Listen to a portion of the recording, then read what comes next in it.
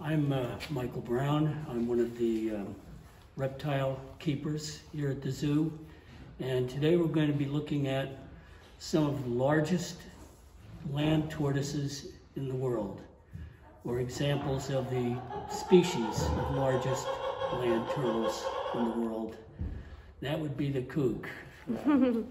So if you'll take a look in this stall, and actually I'm not going to go in yet because the large tortoise that you see directly in front of you is our largest male, and he tends to be less friendly to me than some others. The tortoise that you're looking at that has the damage to the shell on top, you can see that. That is a Galapagos tortoise. So we have an Aldabra, a Galapagos, and another Aldabra tortoise in the corner. The two Aldabras have been with us since 1991. They came to us as adults, so we do not really know how old they are. We are guessing that they are approximately 60 years old.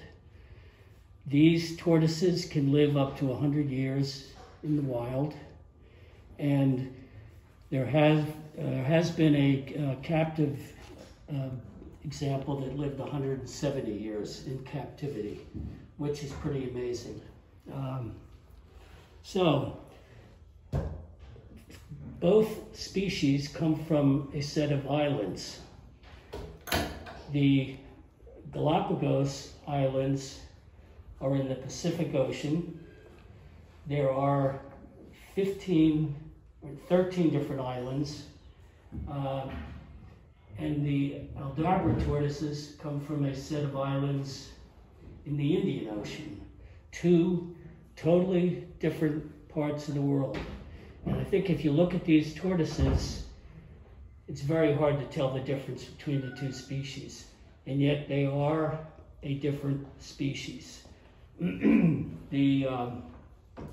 I will show you the one characteristic that helps you to know an Aldabra versus a Galapagos.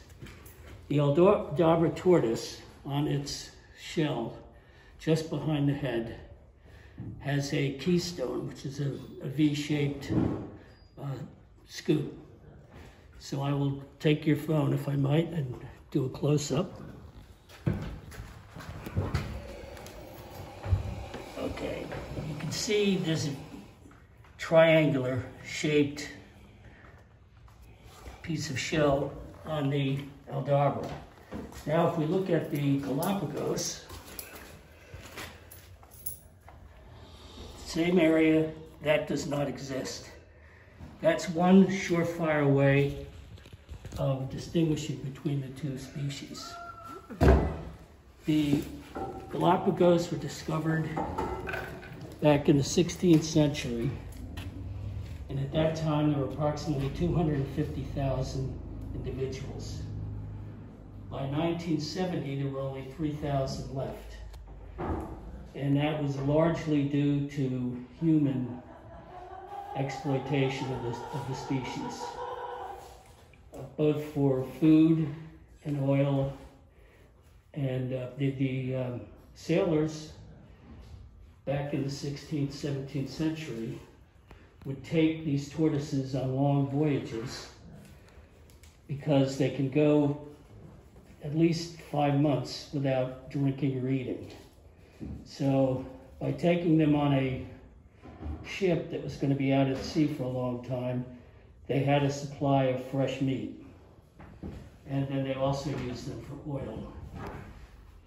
These guys are pretty well programmed to eat at certain times, and today happens to be one of the days that we're going to feed them. If you'll notice, Fred, the large Aldabra, is staring at the door because he knows it's about to be feeding time. And once I put the food in, he will move in at his own rate of speed, as will the other ones. So let me do that. pellets hit the tray, and that will signal to him that it's time to eat.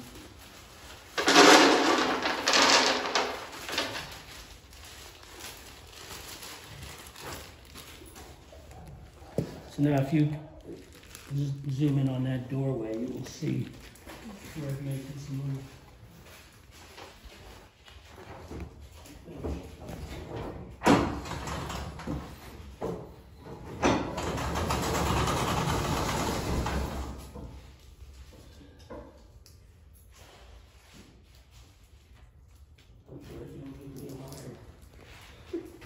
These animals are herbivores, which means that they solely live on vegetable matter.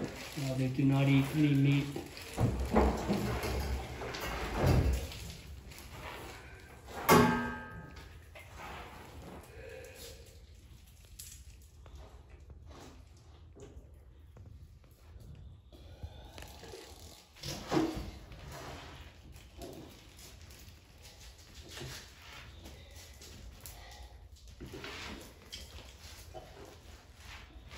So this is the number 1 and the number 2 largest land tortoises in the world.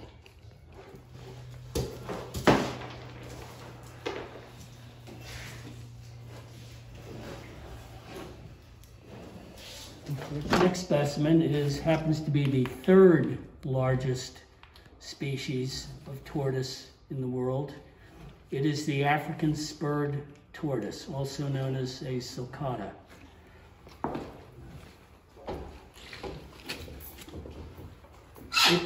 It too is an herbivore, does not eat meat, and it is very popular in the pet trade.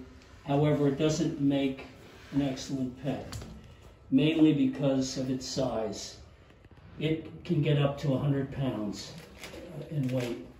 And so it requires a very large enclosure and specific heat and humidity requirements. In the wild, it lives in the African savanna, so it lives in very dry and arid conditions. And they also dig great burrows in order to moderate their body temperature. Some of these burrows that they build or dig into can be up to 15 feet deep and 30 feet long. And what happens, they will stay down there, water will accumulate, the little bit that there is, in the burrow, and it helps plants to grow. All of these tortoises, being plant eaters, will also eat items that have seeds in them. And they do not digest the seeds, but they pass the seeds through their system. And in that way, they manage to spread seeds around to grow more plants. So the Socata is going to get the same diet that the Aldabras and the Galapagos did, which is basically a grassland diet for tortoises. Well, hello. We're going to look at 3 more different species of tortoise. The leopard tortoise, which happens to be the 4th largest land tortoise in the world, and the red-footed tortoise and the yellow-footed tortoise. Species that are very similar to one another, but they are separate species, and they do pretty much live in very much the same type of areas. So today I'm going to feed them, and hopefully they will demonstrate their eating.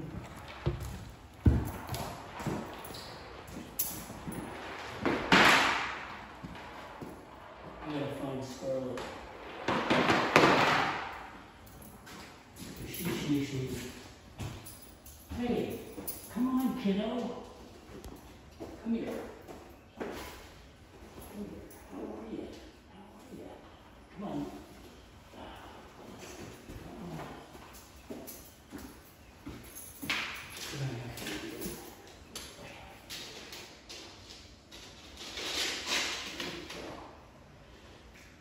This is a rhinoceros iguana. Her name is Scarlet, and she's almost 20 years old, which is fairly old for a rhinoceros iguana.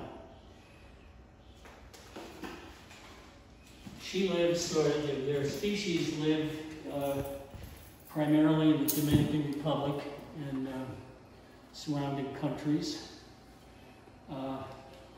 The tortoises that we have here, the yellow foot and the red foot, are South American tortoises.